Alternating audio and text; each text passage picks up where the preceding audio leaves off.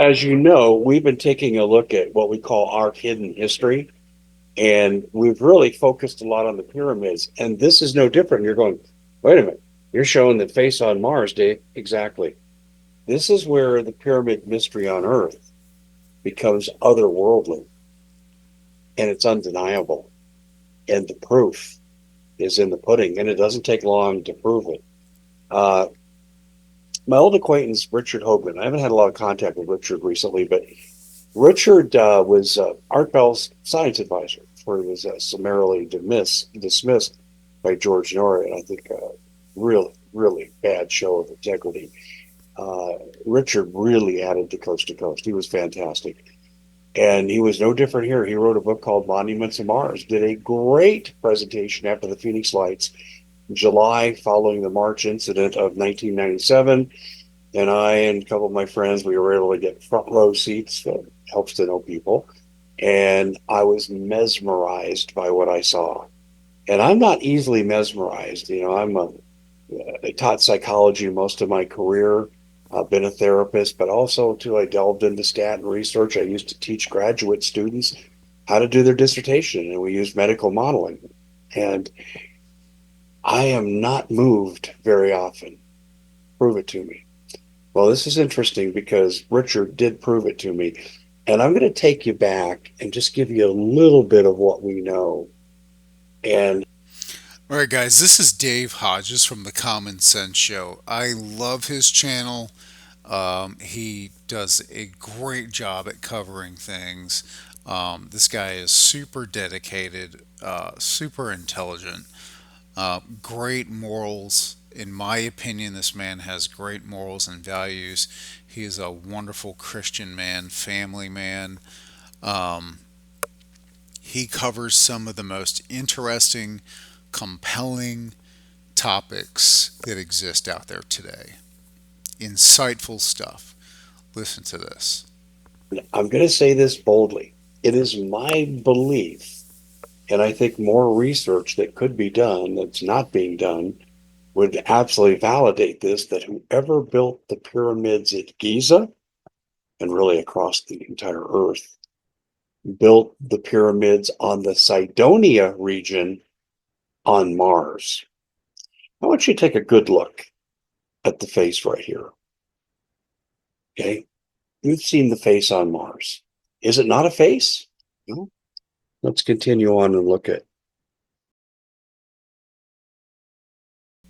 Now, I remember when they first came out with this. I remember years ago, it was, oh, look, they found a face on Mars. And then somebody came out and said, they had this quote unquote expert come out. I forget his name. And he came out and said, oh, no, no, that's just shadows and blah, blah, blah, blah, blah. No, they were covering it up. They were covering up what they actually found. Listen to this. Okay, this is really, really interesting. All right, what we got right here, I think you'll find fascinating. You see here, this is Mars. This is the face on Mars. And the explorer took these pictures back in the 70s.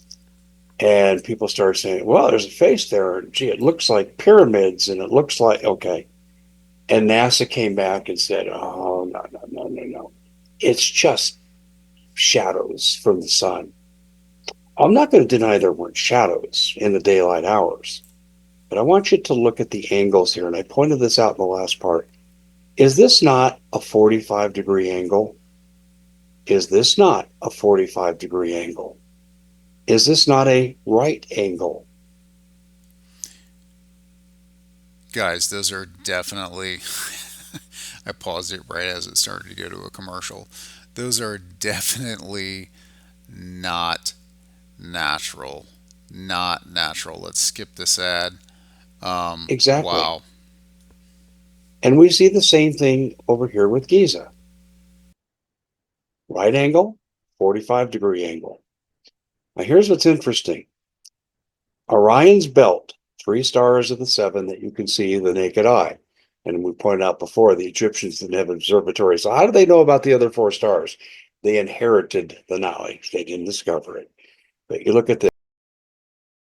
All right, guys, so think about what that implies. They inherited the knowledge, they did not discover it, right? They were not the originators of it. Think about that. They inherited it.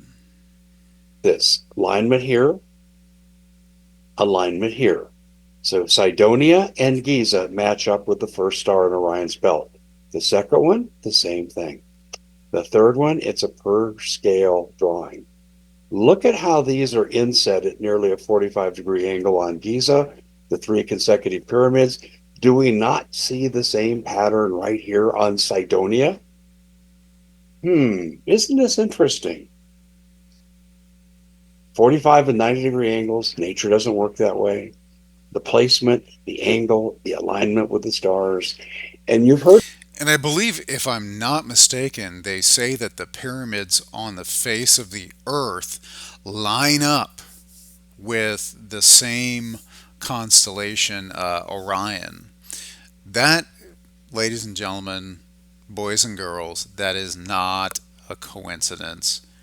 That is not a mistake. That was all by design. me say this. All the pyramids on the earth that have been studied, from whether it's Thailand or the Mayans or the Giza Plateau or whatever it would be, 17,500 years ago, using a program called Precession, they all aligned to the constellation Orion. Think about that. 17,500 years ago, they all aligned with the constellation Orion. There's a reason for it. Like, where my mind goes is, my mind goes to what's out there. What is the significance of the constellation Orion? Does that mean that there's life out there? Does that mean that there was some kind of life that came from there? Does that mean that they were extracting or getting some kind of energy from there? Like, some people say the pyramids are actually receptacles, so to speak, for energy, or they could take energy from space and magnify it somehow so that it was able to be distributed across the face of the earth. I think that has to do with what do they talk about, like type 1 and type 2 and type 3 and 4 and so on civilizations, right? So let's listen. Well, guess what happened here on Mars? 17,500 years ago, we had the same uh, alignment, coordinated action, coincidence, but we had the same thing happen. This is worth the price of admission, people. The question is, did Mars settle Earth or did Earth settle Mars? I have no idea. Now, there's a big one right there. Think about that. Did Earth settle Mars or did Mars settle Earth? I've seen some evidence, well, quote unquote evidence, pictures and stuff of Mars that appear to show other man made objects and stuff that would imply, assuming that that stuff is correct or true, would imply that there was a civilization there before, like one we would have here on Earth. And I remember wondering from the time I was a young kid, like, was Mars once inhabited? I used to believe as a kid, and I kind of sort of still do, that Mars was once like Earth, that it had an atmosphere and it had oceans and it had forests and all kinds of marine life and animal life uh, on land, right? So I don't know. I mean, that's a good question. Think about that.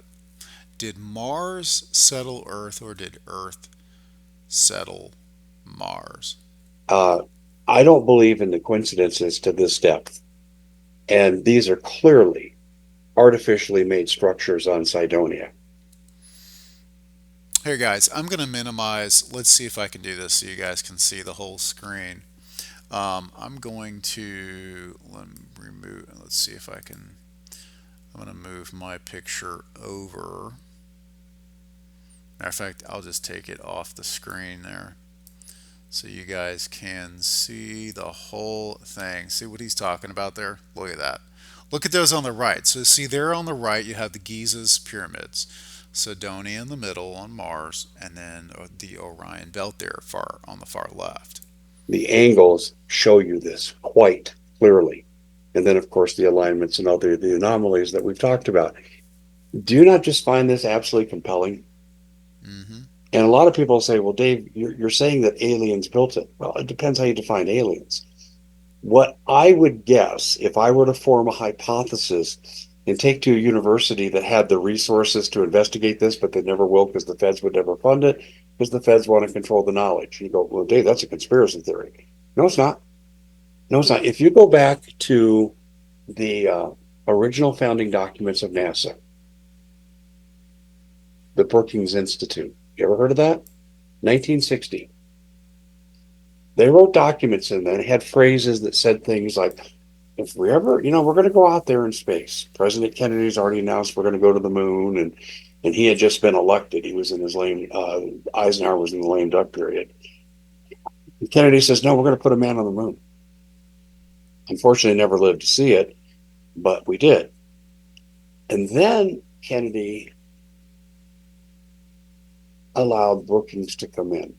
Brookings was the guiding document for NASA. And what NASA document said was this: if we ever go out there and we find, oh, we've been there before, there's your pre Adamic society, right? Atlantis, Lemuria, and so forth, we have to cover it up. And they said, if we've ever discovered we've been visited by extraterrestrials, we have to cover that up too. Now, it looks like Brookings is going by the wayside today with the UFO hearing. Guys, I have a family member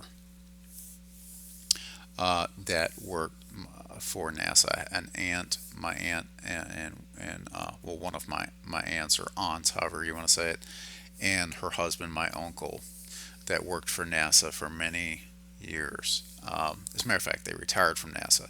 They were very quiet and hush hush about this particular subject. They were very talkative about anything else in life, but they were very quiet about this particular subject. This is fascinating stuff, guys. This is absolutely fascinating. I don't know about you guys, but it gets me thinking about all kinds of things. Hearings in Congress. I'm not a big believer in these hearings because the witnesses are all deep intelligence, and no, I don't trust. Yeah, I don't trust him either, guys. Those congressional hearings with these guys up there, I don't know if there was any women. I don't recall, but I know there was some men up there testifying. These people, like he said, they're deep intelligence. You can't trust or believe 100% anything that they say. So I'm sorry, it's my personal preference. But the Brookings Institute established a policy of cover up, and we saw it. I mean, you had Project Blue Book in the 1960s, headed by J. Allen Hynek, a Colorado University professor. And they came up with ridiculous explanations. Oh, they didn't see a ship, they saw the planet Venus. Oh, that was swamp gas that they saw.